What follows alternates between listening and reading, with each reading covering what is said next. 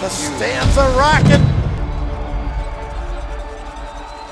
Arvanitis calling the signals. The man in motion is Radcliffe. But they got containment. He gets around the corner, but they push him back. He lets it go. Touchdown! What a play! Now we're in the victory formation. The Clockers are the Tri-Valley League champions. As the boys shake hands at midfield. Very excited bunch of Clockers. Hello and welcome to Around the Clock. I'm your host, Yolanda Greaves. It's the middle of October. The weather is starting to change. We have a great show lined up for you today. We're going to be talking about and congratulating the Ashland High School football team for their TVL win for large schools. We are also having the Selectmen update for the meeting that happened on Wednesday, October 16th. We, of course, have our Around the Town tour. We'll be stopping a couple of times at the Corner Spot where they've closed out their season with some great events, and the Farmers Market that also closed out its season, and a few indoor stops as well. So stay with us as I bring you Around the Clock.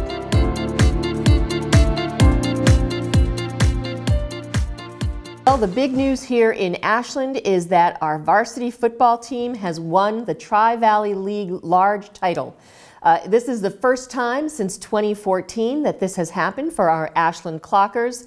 The game, we were able to live stream it on Saturday. It was a wonderful afternoon for football. A big shout out to Coach McKay and all of his players. I did not get to see the game. Hopefully you did, either in person or via our live stream. I know this was a big game. It was against Holliston. Both Holliston and Ashland were coming in as undefeated for the season. And apparently last year when Ashland played Holliston, they lost, but they lost big. So this year they won, and they won big. So a big congratulations to our Ashland varsity football team. A thank you to Bob Thacker and Rob Silver for being the sportscasters for this game. They know our teams very well, as they've been doing this for quite a while. We have a few highlights for you. Let's go check them out. He rolls right. He lets it go hard. It's complete. Beautiful throw to Latessa. Latessa's inside the 10. He's going. Oh, a flag on the play. He's in for the touchdown. Let's see if they pass. Yeah, they are. Kavanaugh looking for the end zone. Oh! Touchdown. Jake Latessa from Dom. Radcliffe in the slot. Gary split left. They go for Gary. Intercepted. Brandon Grover. What a play by Grover. He's got it. Oh. He's got a hole. Oh. He's across the 40. Rips down and gets into Holliston territory. What a big play. Eddie Paganka. Straight back. In A lot trouble. of pressure. Lets it go. Design It's complete. screen. Merlone. Inside the 20. Jake Merlone. The defender Gary couldn't be any closer. They go with the running play. Paganka breaks the tackle. Week in all of high school football, Massachusetts. Bad And there's a bad snap. snap. Recovered. Loose. Recovered. Ashland's got it. First and goal. Clock is inside the 5. Himself. There he goes. They got containment. He gets around the corner, but they push him back. He lets it go. Touchdown! What a play! Now we're in the victory formation. Tom kicks the knee. What a team effort.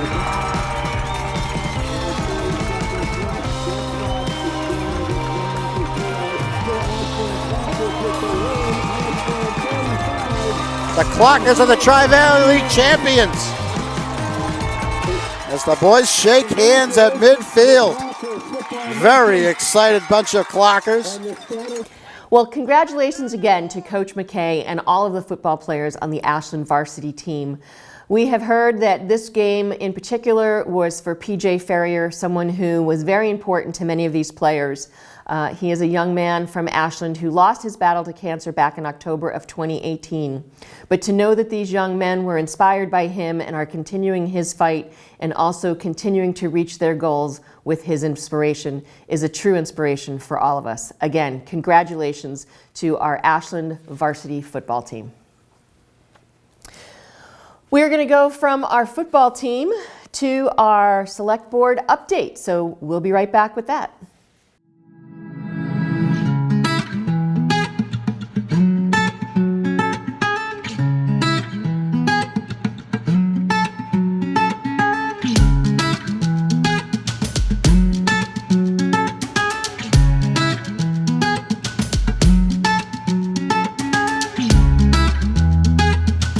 Hello, here is the update for the Select Board meeting that happened on Wednesday, October 16th. Our chair, Steve Mitchell, was out doing his annual ride in Austin for Live Strong, so thanks for going out and doing that, Steve, and we look forward to having you back at our next meeting. We had a fairly light agenda, a couple of appointments and a couple of hearings. We kicked off the meeting with a request for an entertainment license for Dolce de Leche. They are in the Telecron building. They've actually been there for 2 years as their bakery and as where they make the foods for their location in Framingham. They now have a retail spot in that same building. We have some footage of an upcoming ribbon cutting. Stop by, they offer lunch, they offer great soups and sandwiches, and with a little bit of discussion, an entertainment license was approved for Dolce de Leche in the Telecron building. We then moved on to a request for a Class 2 license by Lou's Garage. They are over on Nickerson Road. He currently does auto repairs, and he's just adding a few cars to be able to sell as part of his business, and that was approved. We got an update from the Council on Aging on some of the programs that they're doing. Also, they have 2 open positions. They meet the first Thursday of the month at 10 o'clock, typically at the community center / senior center. They let us know that you do not have to be a senior to be on the Council on Aging. You just have to have some time and energy and willingness to help support the seniors in our community. And a little bit of information. We probably have more seniors in our community than we do school students. So people 65 and over, we're going to see more of that as those numbers increase. We then had an update from the Community Preservation Committee. A thank you to Aaron Ladd and Joseph Rubitone, who are the co-chairs. They also have an open position for them. So the Community Preservation Committee, they manage and approve grants through our CPC program, CPC Community Preservation Committee. There's that extra payment that we do here in Ashland that goes into that fund. It has allowed us to buy things like the Warren Woods, the Valentine Estate. It has improved some of our fields and also some historic houses and things here in Ashland. So if you have an interest in either community preservation or just helping out, they are looking for someone to help to be part of their committee. We then had an update from Open Space and Recreation. The big project they have been working on is their Open Space and Recreation Plan. They have to do that every 5 years. Roberta Suleman presented to us and let us know the projects that they've been working on. One of the most visible projects you might see that they've been working on is the River Walk and the new bridge over Mill Pond Park. It is almost done. The deckings were laid. We saw some great pictures about how that happened. The railings are just about up, so pretty soon that will be open to the community. We will probably be doing a ribbon cutting for that in the spring once Mill Pond Park is also cleaned up and improved and made more ADA compliant. Our last update was from our Sustainability Committee. Matt Marshquest, the chair, presented some of the programs that our Sustainability Committee is working on. They also would like to make sure that they're involved and have some input into both the public safety building and any potential new school building or updated school building. They will be presenting a net zero article at this fall town meeting, the special town meeting on November 20th. You can find more information on that at their website, on their site, and also as the articles become available for special town meeting.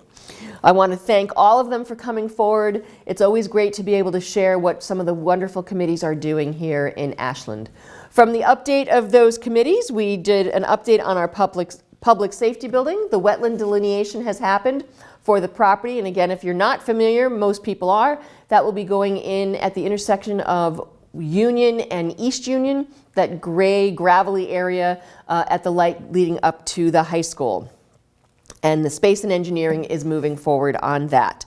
We had an update on the Riverwalk project. Again, construction is almost done, and there's been discussion about what safety lighting can be put on the bridge so that if people decide to walk there as it's getting dusk, they do not trip. We then had an update on the downtown project. Infrastructure work will most likely be happening in 2020. We're getting rough plans from Eversource for the undergrounding of the utilities. We'll be working with them, and we'll be working with some contractors to make that happen. We then had an update on the Rail Transit District. UGC presented to our seniors at the Senior Center. They offered a lunch and just talked about what their plans are. Nothing has moved further on that. We are hoping to hear more. They're also going to the planning board soon with their project. The Warren District, the barn is going to be coming down sometime this week.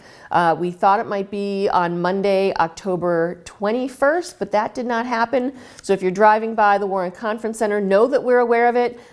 There is going to be a reconstruction done of that barn to historical standards. We approved a consent agenda.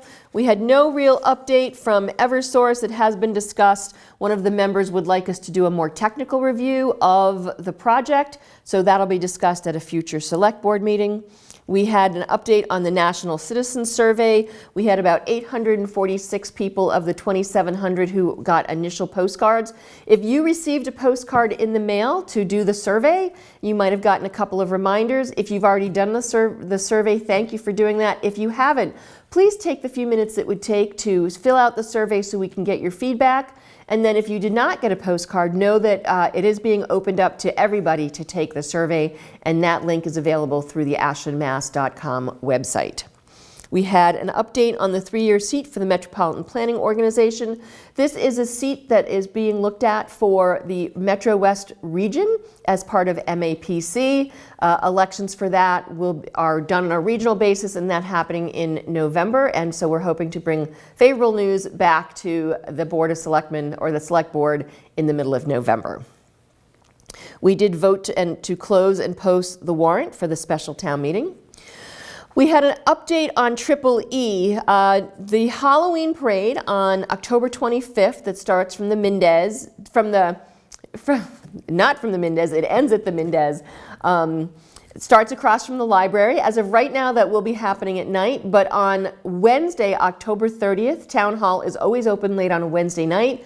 Our employees are getting in the act, and they will be dressing up, and they will be offering trick-or-treating hours in Town Hall for you and your children. So if you want to have them get their costumes on a little bit early, try them out and stop by at Town Hall for some fun trick-or-treating and events. And then our last bit of work that we did was a letter in support of the vaping ban. It is going out under the name of the Select Board and our Board of Health to support Governor Baker in his ban of vaping. We got some interesting news and information that the percentage of students that have said that they have vaped in the last 30 days has increased considerably through the Decisions at Every Turn survey that was done 2 years ago. And the very last thing we heard from the town manager was the update on the MWRA connection. Reminder, this connection is only going to be used for emergencies. It's not going to be on all the time. It will not always be affecting our water and our water quality. It'll be getting a contract through Southborough.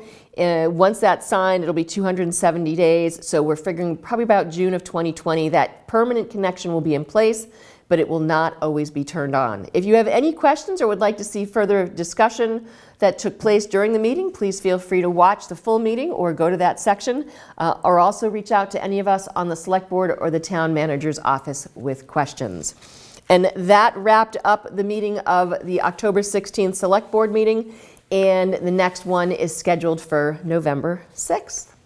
Thanks for watching this Select Board update.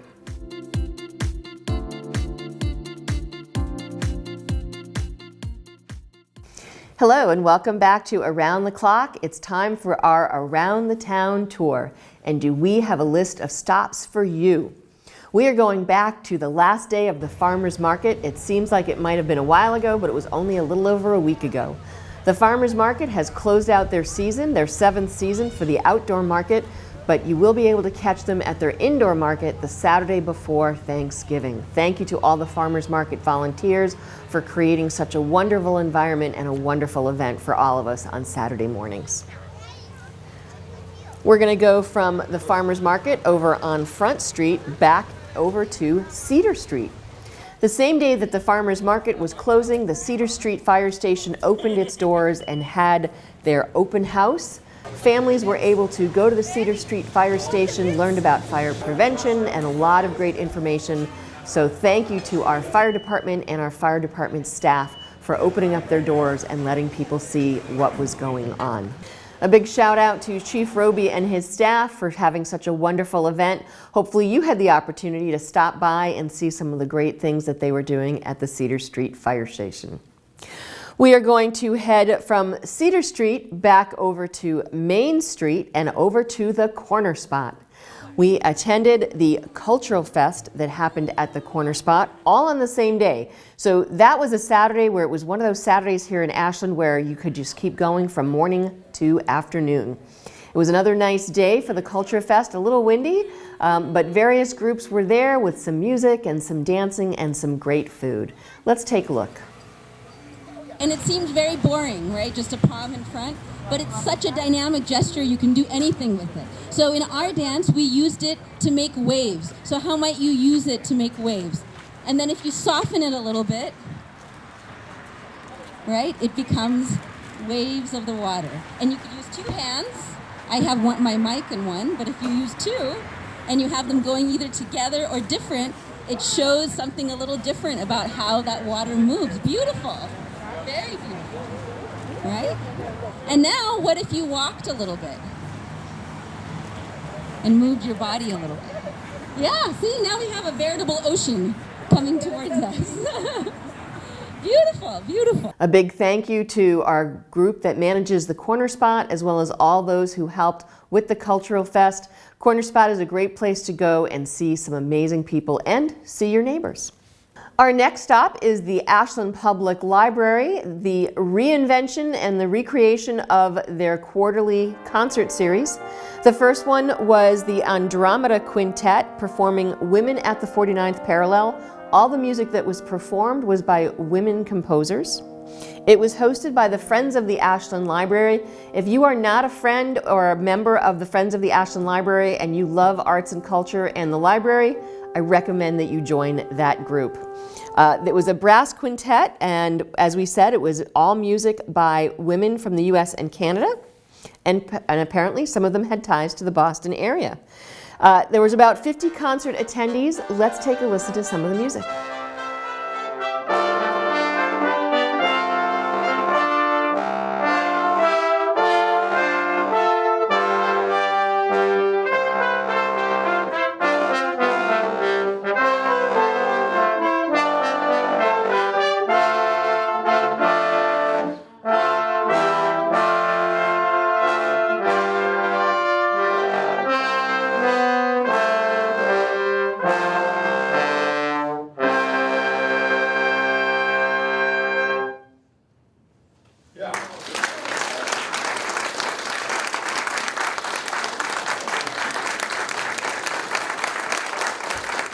Our library is such a great place to go and listen to the music. And if you enjoyed that little clip and you'd like to see the next concert, it'll be coming up on December 22nd at 2 p.m.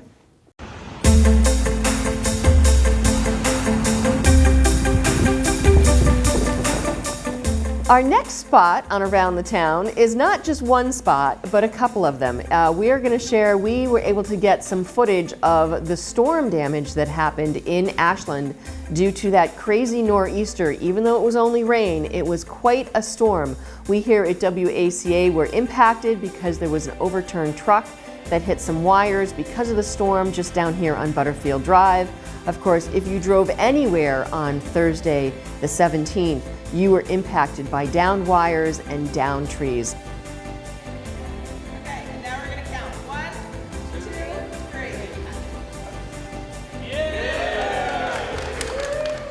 We are heading over to the Telecom building. Dolce de Leche had a ribbon cutting. They've been in town for a few years, but now they have actually opened up a retail establishment, and we were able to check in, watch the ribbon cutting. As always, Beth Reynolds, our Economic Development Director, does a great job hosting these. And let's listen to what Michael Herbert had to say about Dolce de Leche coming to Ashland. Things I really want to mention that I think are unique about Ashland, which played a role in the story of bringing Dolce de Leche here. So first off is this is the third business that got their, or didn't necessarily get their start at the Ashland Farmers Market, but their first presence in Ashland was through the Farmers Market that has now set up a brick and mortar shop here in Ashland. I think that's tremendous. That's awesome. That's awesome. Nobody thinks of farmers markets as economic development tools, but here in Ashland they are. And so that's one of the things we're really proud of. Second, this is also one of the first businesses to utilize our economic development incentive program, run by Beth and created by Beth, with support and funding from the legislature, and Representative Lewis and Senator Stoka's office was able to secure funding for that program through this budget cycle, but also help champion the home rule petition process to get things through the legislature to set aside, and that was not easy, I think we can all agree, to set aside money that we receive in our meals tax for that program. So really excited that we're able to utilize those tools, the farmers market and the incentive program, to help us achieve the success that we're here witnessing today. As you see here in Ashland, when one area does something great, our farmers market that everyone loves, they then bring other people and other organizations and other permanent things to Ashland. So thank you and congratulations to Dolce de Leche. And we didn't get to cover this, but Bagel Table celebrated their 1-year anniversary about a month ago. And Julie Z's Bread, who are the other two businesses that have been tied to Ashland because of the farmers market, has also been in their location a little over a year. If you haven't been to any of those locations, make sure you try them out. I've tried them all and they're all very good.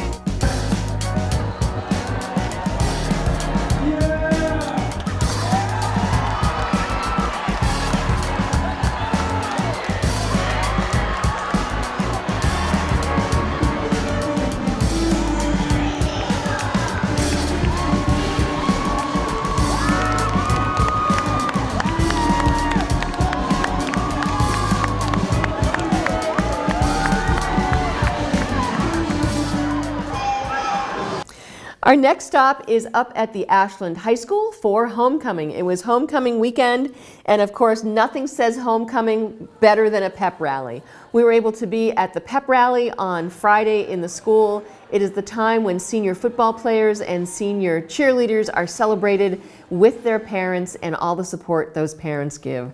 Let's take a look at some of the fun and shenanigans that happened at the pep rally.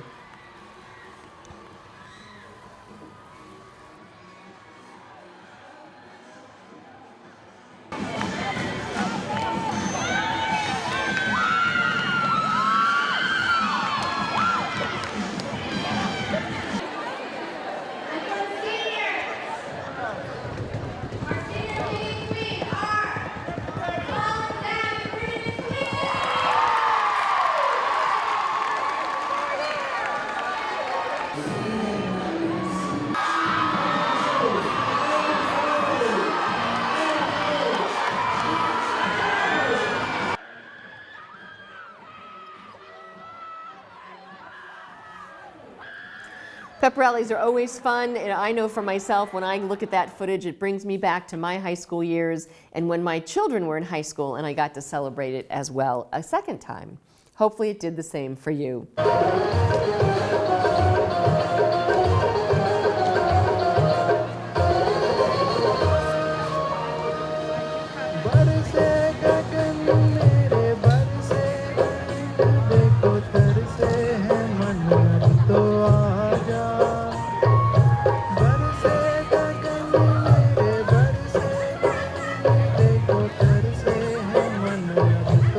Good afternoon, everybody. My name is Narayana. On behalf of the Ashlandian community as well as the town of Ashland, we welcome you all for the special event the town has sponsored, this Festival of Lights. We have one more stop on our Around the Town tour, and this is the Diwali Festival back at the Corner Spot. The Corner Spot is closing out its season with the Diwali Festival. This is the Festival of Lights that is celebrated by those of Indian descent. It is sponsored and supported by both the town of Ashland and the Ashland Indians Club. It was great weather and a great event. One thing they have as part of it is the Rangoli contest. So Rangoli is design using color. It's colored sand, and typically there is some kind of theme. This year there was a real range of people doing it. There were some young women who did it as well as adults. And there were 3 winners, and congratulations to everyone who participated. Well, that wraps up this Around the Town tour. It was quite a long one. People were definitely taking advantage of the wonderful weather we've had the last couple of weeks, even the storm damage, and that was interesting to share with you. So if you ever have a story or an event that you'd like us to showcase on our Around the Town tour, make sure you reach out to us here at Around the Clock WACA-TV. My name is Batman. I am 4 years old. Superheroes can fly, and they can fly and help people.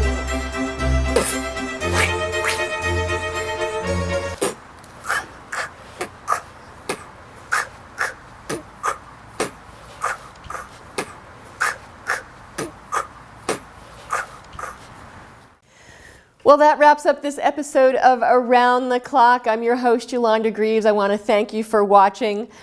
We had so many places that we went to. I could not create the show without my producer, Paul Bowden, as well as all the staff that go out and get some of our footage.